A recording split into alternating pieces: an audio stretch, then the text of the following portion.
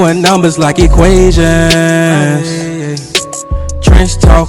When you jump up off the porch as a youngin' and start posting on the block with the junkies and get it bouncing.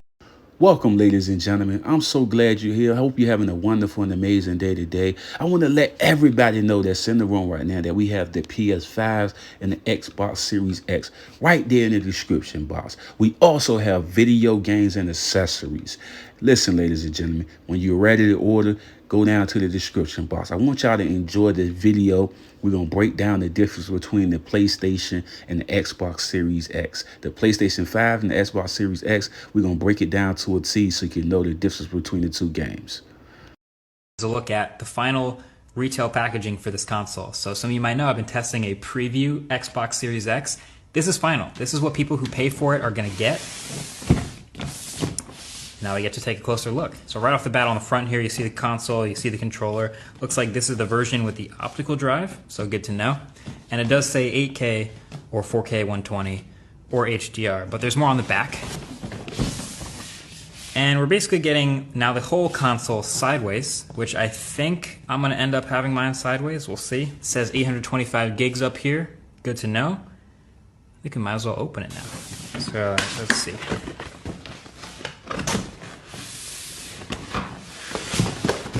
Alright, so at the top here, there's a little cardboard box.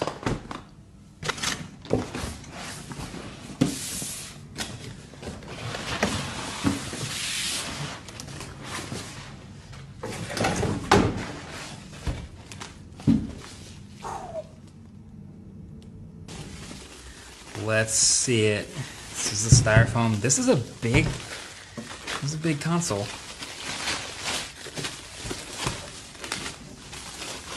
Ooh, that is pretty nice actually, but it is huge.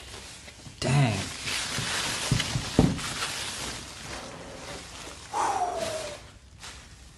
That is the PlayStation 5. That is a tall, but also kind of nice console.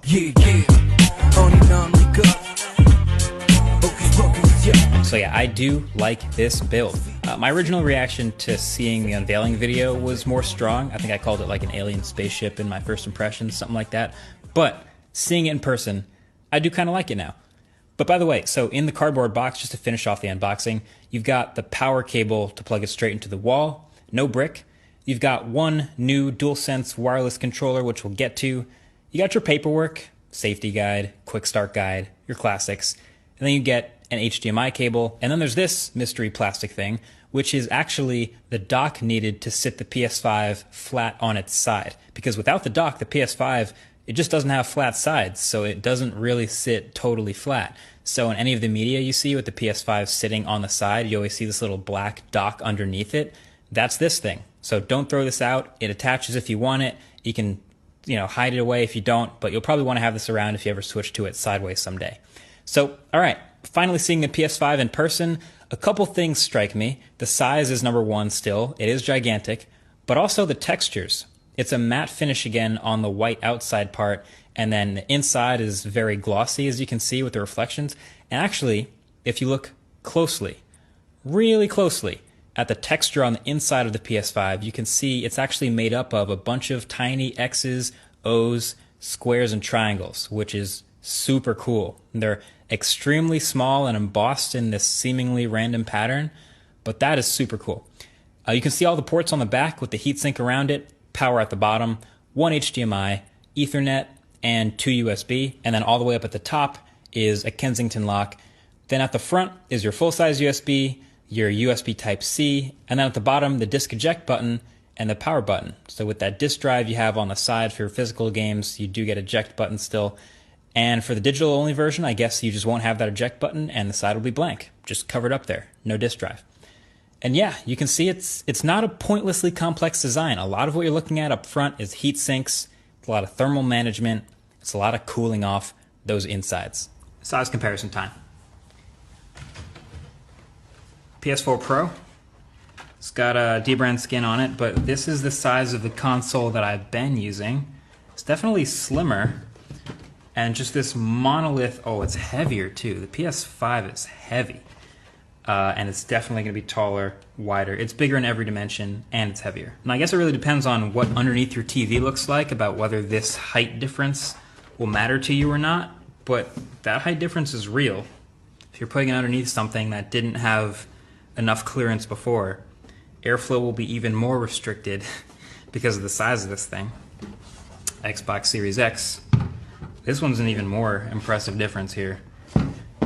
I mean, the PlayStation just kind of dwarfs it at this point. And I don't know if that's an efficiency thing. I don't know if you're putting it next to your TV, you might not care so much about that. But as far as just the footprint, the sheer footprint of the PS5, I think we're really seeing now how massive this thing is. Kind of looks like a fancy building, like a really cool architected.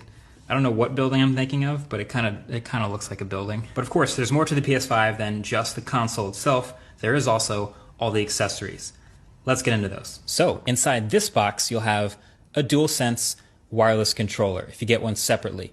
So it is white. So again, with the Stormtrooper white color scheme with blue accents, and you'll notice that theme sticks through literally. Are today's video back, and to know if it was a more solid base, and I could just. Okay, real quick, let's also take a look at the new headphones and the camera. So the new Pulse 3D wireless headset here is pretty distinct. This is a design that looks to be like super minimal. It's this white and black headset for the PlayStation that'll do 3D audio with certain games that support it. So they drop dual microphones in here for better audio quality and noise cancellation, and they promise a 12-hour battery life. Getting them out the box, the headphones themselves, they look crazy. They look pretty massive and very unique looking. So they look like someone was challenged with the design to make the ultimate, modern, minimal pair of headphones. And they came up with this.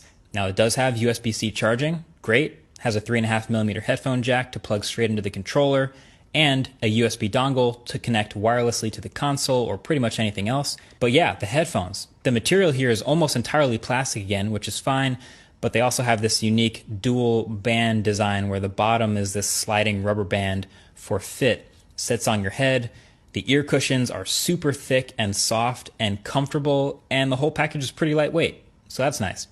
USB-C charging, microphone mute button, all the controls are at the bottom, including the sliding power and the LED indicator. It's all in the left ear cup. It's really sleek and pretty cool, but I don't know. I feel like I'm not going to use these no matter how nice they make them. But maybe I'm wrong. Maybe, do you guys use the Sony PlayStation headphones, or do you use third-party headphones, or just use the speakers on your TV? I'm kind of curious what that ratio is like. Maybe let me know in the comment section below. These are cool, but I probably won't use them. Then last but not least, the HD camera. This will probably be the least purchased official first-party accessory, but let's be honest, for people streaming their games, this is probably going to be the camera to buy that integrates with the whole system and, of course, matches the whole aesthetic. It's a 1080p camera. It's got a built-in white stand that lets you adjust the angle. So if you put it below the TV, you can point it up. And if you put it above the TV, you can point it down. But yeah, there you have it. Those are all the accessories.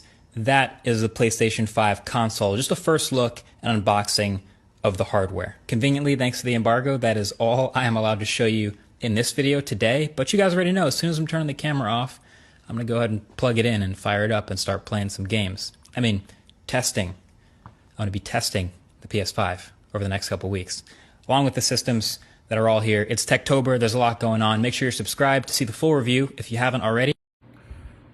Hey guys, don't forget to subscribe to my channel and also hit that like button. And when you hit that notification bell, it will always let you know every time that I upload new content.